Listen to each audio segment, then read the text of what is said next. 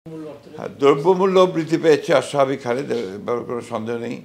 কিন্তু এত দ্রুত এই সরকার এটা নিয়ন্ত্রণ করতে পারবেন, এটা আমিও বিশ্বাস করি না। সেজন্যই আমরা সবসময় বলে আসছি যেটা, যে সমস্যাগুলো সমাধান করতে হলে একটা জনসমর্থিত সরকার দরকার, অর্থাৎ জনগণের ম্যান্ডেট নিয়ে যে সরকার আসবে, নির্বাচনের দরকার। সেই নির্বাচন করেই আমার মনে হয় দল যারাই নির্বাচিত হোক তারা জনগণের সমর্থন নিয়ে আসার পর তার আলাদা শক্তি থাকবে। সেই শক্তিতেই তার পক্ষে সম্ভব হবে এই সমস্ত সংকটগুলো মোকাবেলা করা। আরেকটা জিনিস আমি এই সময় লক্ষ্য করছি, যেটা আমার কাছে মনে হয়েছে, যে প্রায় বিভিন্ন সংস্থা, বিভিন্ন গোষ্ঠী, স্কুলের শিক্ষকরা, মাদ্রাসার শিক্ষকেরা, ইউনিভার্সিটির শিক্ষকেরা তারা সব দাবি দাবা নিয়ে আসছেন। তারপরে রেলওয়ের শ্রমিকরা, অন্যান্য শ্রমিকরা দাবি দাবা নিয়ে আসছেন। ছাত্ররা কলেজের ইউনিভার্সিটি করতে হবে তার দাবি দাবা নিয়ে আসছেন। ফলে এই সরকারকে একটা বৈরী অবস্থার মুখোমুখি হতে হচ্ছে। ফলে স্বাভাবিকভাবেই তাদের কাজ করা একটু ডিফিকাল্ট, এটা আমরা সবাই মনে করি। সেই সঙ্গে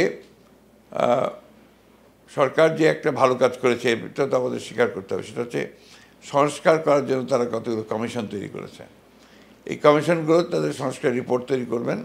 রিপোর্ট তৈরি করার পরে তারা চিফ অ্যাডভাইজারের কাছে দেবেন।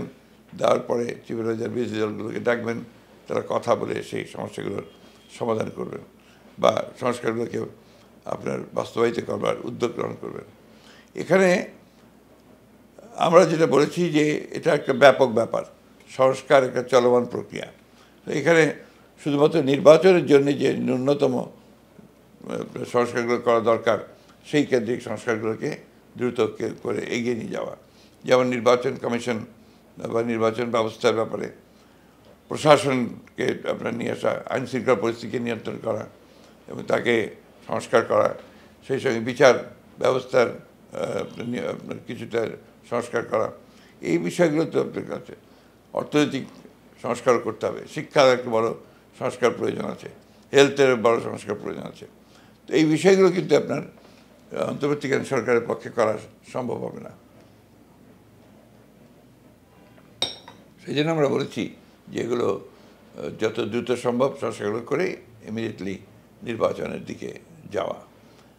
এখনকার যে সমস্যাগুলো তৈরি হয়েছে এই সমস্যাগুলোকে আপনার যদি আপনার চ্যালেঞ্জগুলো মোকাবেলা করতে হয়, এই চ্যালেঞ্জগুলো মোকাবেলা করার জন্য নির্বাচনই হচ্ছে একমাত্র পথ।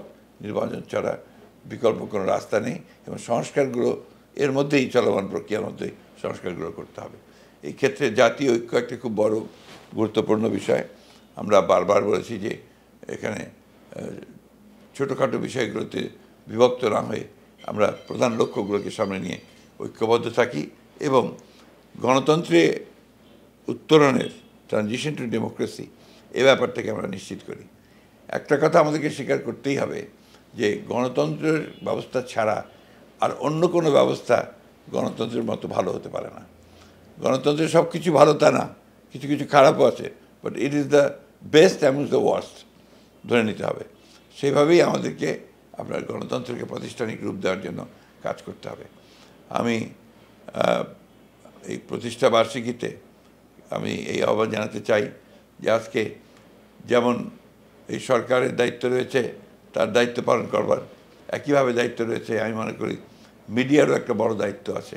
তারা আজকে জনমতকে তৈরি করবার জন্যে এই ব্যাপারে বিশেষ ভূমিকা রাখতে পারেন।